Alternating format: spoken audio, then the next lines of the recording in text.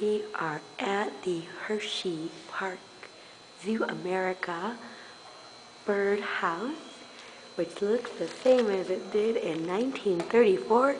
And what's amazing is there is no glass.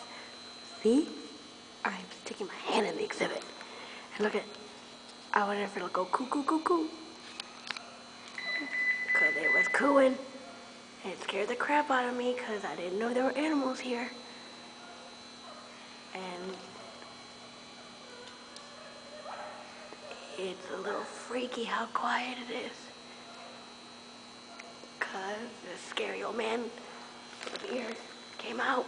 See, look, it's empty. Super empty. And then it says enter the desert in darkness. I don't know if I want to go because it's kind of scary. And everywhere you go, there's these evil snakes like this. And they just kind of pop out of nowhere. Scary. Here I go.